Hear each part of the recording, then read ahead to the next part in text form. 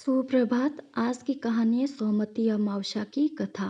इस कथा को पढ़ने से सभी मनोरथ पूरे होते हैं।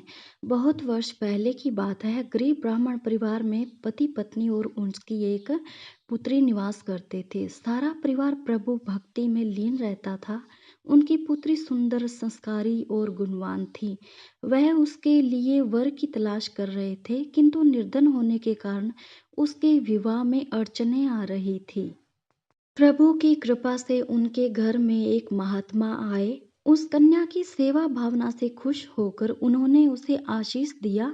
तो उस लड़की के पिता ने कहा, महात्मा जी, बहुत समय से हम अपनी लड़की के लिए वर की तलाश कर रहे हैं, मगर हमारी गरीबी की वजह से हर बार बात बनते बनते रह जाती है। कृपा बताएं, कब हमारी बेटी के हाथ पीले होंगे। उन महात्मा जी ने उस लड़की का हाथ देखा और बोले, इस लड़की के हाथ में तो विवाह की रेखा ही नहीं है। लड़की के पिता बोले, माफ करना महात्मा जी, मैं आपके कहने का तात्पर्य नहीं समझ पाया।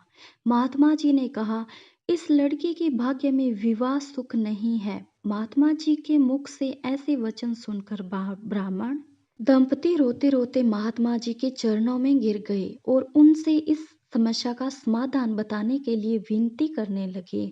महात्मा जी ने उन्हें अपने चरणों से उठाया और बोले, पास के ही एक गांव में सोना नामक धोबिन जाति की एक पतिव्रता महिला अपने पति और बेटे बहू के साथ निवास करती है, जो कि एक महान पतिव्रता स्त्री है।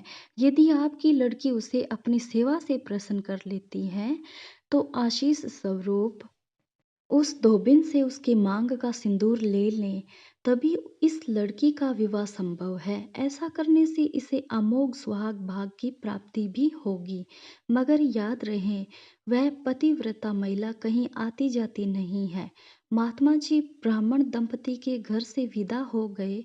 ब्राह्मणी ने अपनी लड़की को अगले दिन भोर फटते ही धोबिन की सेवा करने भेज दिया। लड़की पूरे दिल से सोना धोबिन के घर की साफ सफाई और अन्य सारे काम काज कार्य करके उनके उठने से पूर्व ही अपने घर लौट आती। यह क्रम बहुत दिन तक चलता रहा। एक दिन सोना धोबिन अपनी बहू को शाबाशी देते हुए बोली, तुम तो ब्रह्म मुहूर्त में उठकर ही घर का सारा काम कर लेती हो और मुझे आभास तक नहीं होता। बहू बोली, नहीं माता जी, मैं तो सुबह देरी से उठती हूँ, मुझे लगा घर के सारे काम काज आप ही करती हैं।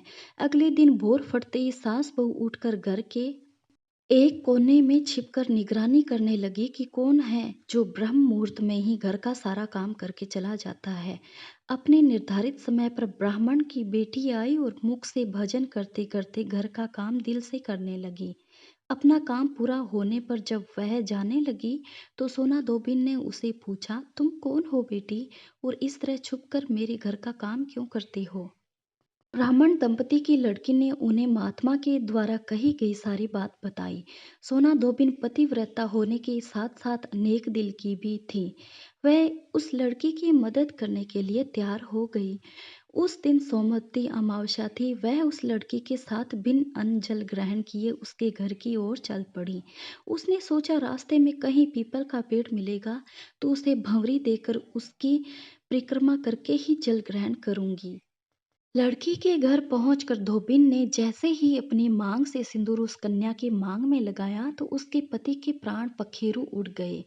उसे ज्ञात हो गया कि उसके पति इस दुनिया में नहीं रहे। उस ब्राह्मण परिवार से विदा लेकर चल पड़ी। रास्ते में पीपल का पेड़ देखकर उसने ईंट के टुकड़े 108 बार भंवरी देकर 108 बार पीपल के पेड़ की परिक्रमा की।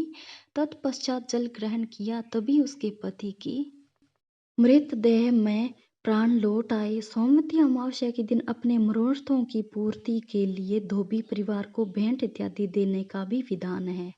अगर आपको मेरी कहानियाँ पसंद आती है तो प्लीज़ मेरे चैनल को जरूर सब्सक्राइब कीजिए और लाइक करके कमेंट करके ज़रूर बताना। Thanks for watching.